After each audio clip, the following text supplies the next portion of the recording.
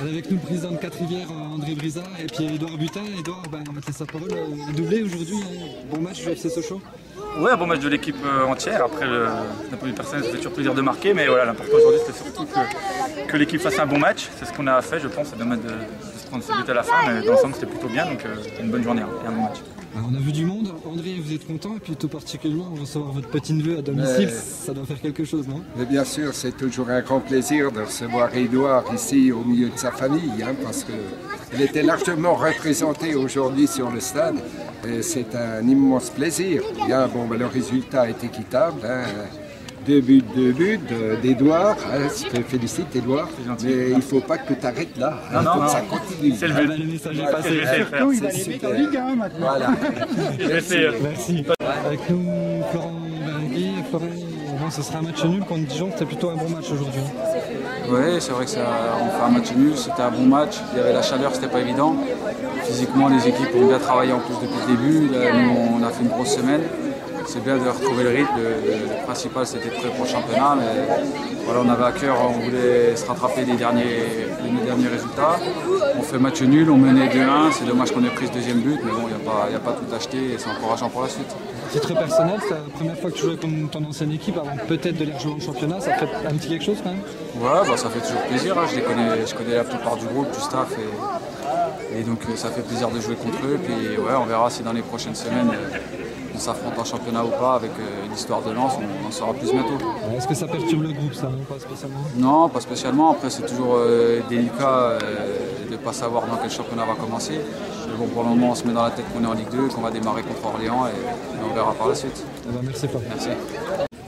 Avec nous le directeur sportif de Quatre-Rivières, Paul Nico. Paul, c'est une belle organisation aujourd'hui. En plus, vous avez eu le beau temps, il y avait du monde.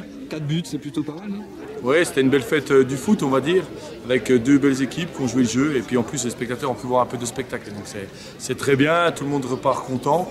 Et puis on souhaite bon vent à Dijon et à Sochaux pour la saison prochaine. En espérant peut-être une troisième, parce que c'est la seconde fois que vous accueillez ce match. Preuve qu'il y a un accueil, il y a certainement des infrastructures qui donnent plaisir aux deux clubs. Oui, peut-être une troisième, je ne sais pas s'il y aura une troisième fois. Sochaux, j'en suis pas sûr du tout, puisque ça fait 2 fois, donc ils vont, je pense, tourner au niveau de la Franche-Comté sur les clubs. Maintenant, Dijon, oui, ils reviendront là l'année prochaine, ça c'est quasiment sûr, puisqu'on va signer un partenariat avec eux dans les jours à venir et on va se rapprocher d'eux, donc ils feront un match amical tous les ans chez nous. Voilà, maintenant, au sujet de Quatre-Rivières, on a vu un recrutement plutôt intéressant, il y a eu un changement de coach. Le début de saison, c'est pourquoi? Le début de saison, c'est lundi, reprise d'entraînement lundi pour tous les seniors. Oui, on va continuer à progresser. On était un peu juste l'année dernière pour accéder en DH et c'est aussi bien, parce que c'est pas le tout d'aller en DH et de se casser le nez, comme on dit. Il faut avoir des bases solides. Donc on se structure petit par petit et voilà, pour que d'ici 2-3 ans, on accède au niveau DH. C'est vrai qu'on a fait un recrutement un peu judicieux avec des joueurs un peu expérimentés et tout ça pour encadrer nos jeunes joueurs, mais on n'a pas fait n'importe quoi non plus. On n'a pas non plus recruté 20 joueurs. On a 5 recrues à l'heure actuelle et il y en aura peut-être une qui arrivera dans les prochains jours, mais il n'y aura pas non plus une révolution. D'accord, merci Paul. Merci. Avec nous le coach de Sochaux, donc Olivier Chauffny. Olivier, un petit mot déjà sur le match. On a vu un bon état d'esprit aujourd'hui du FCSM. Oui, globalement, c'était assez satisfaisant. Bon, bien sûr, beaucoup de choses à corriger. Mais ce qui était intéressant surtout, c'est d'être capable de revenir à la marque en étant mené, être capable d'aller marquer un deuxième but aussi en début de deuxième mi-temps. Bon, après, je pense qu'on aurait dû garder ce résultat et pas se mettre en difficulté. Mais comme vous le soulignez, je pense que l'état d'esprit a été très intéressant en termes d'agressivité, mais aussi en termes techniques et tactiques.